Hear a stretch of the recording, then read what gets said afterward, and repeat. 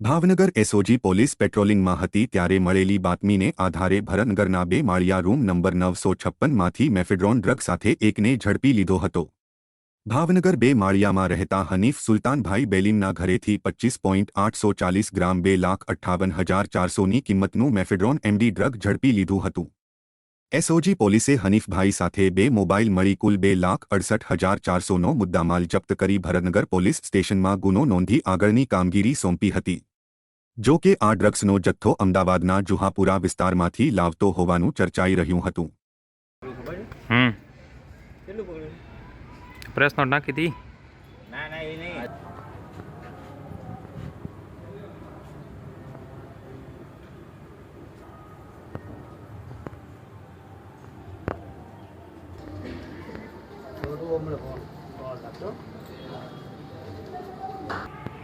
મેં તો કોઈ મીડિયા આ પહેલી વખત જોયું હશે। આ મીડિયા ખબર નહીં કોને ખબર પડી ગયા।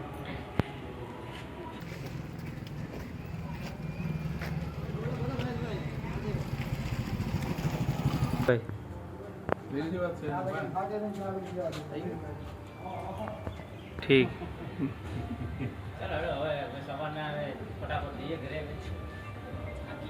ભાવનગર જિલ્લા ખાતે એસઓજીના ચાર્ટરને લગતી કામગીરી કરવા માટે એસઓજીના પોલીસ ઇન્સ્પેક્ટર શ્રી ડીયુ સુનેસરાની ટીમ સતત ફિલ્ડમાં કામગીરી કરવા માટે રહેતી હોય છે। આ દરમિયાન એસઓજીના પોલીસ કોન્સ્ટેબલ ધર્મદીપસિંહ જાડેજાને એવી બાતમી મળેલી કે ભરતનગર વિસ્તારમાં આવેલા જૂના બે માળિયામાં હનીફ સુલતાન નામનો વ્યક્તિ પોતાની પાસે એમડી ડ્રગ લઈને આવેલો છે। પૂરતી તકેદારી અને ખાતરી રાખી રેડ કરતા હનીફ સુલતાનના ઘરેથી 25.840 ગ્રામ મેફેડ્રોન ડ્રગ્સનો જથ્થો મળી આવેલો છે। આ જથ્થાની કુલ કિંમત 2,58,400 રૂપિયા થાય છે। ધોરણસરની કાર્યવાહી કરી આ આરોપીને આજરોજ અટક કરવામાં આવેલો છે।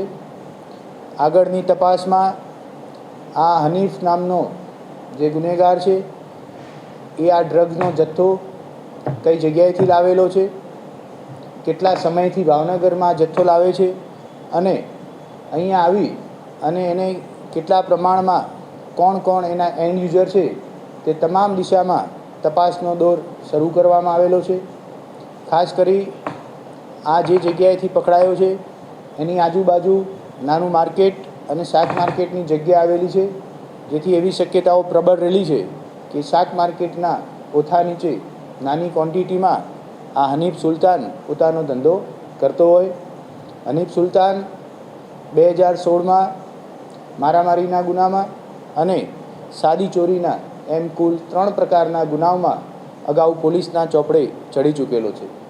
પ્રાથમિક દ્રષ્ટિએ પૂછપરછ કરતાં સનાથલ 4 રસ્તાની આજુબાજુથી કોઈ નાગરિક પાસેથી પોતે આ જથ્થો લાવેલાનું એને કબૂલાત આપેલી છે। એ કોણ છે, એના મોબાઈલ નંબર શું છે અને એનો જે સપ્લાયર છે એનું કનેક્શન ક્યાં સુધી ખુલે છે તે તમામ દિશામાં એસઓજીની ટીમ તપાસ કરી રહી છે।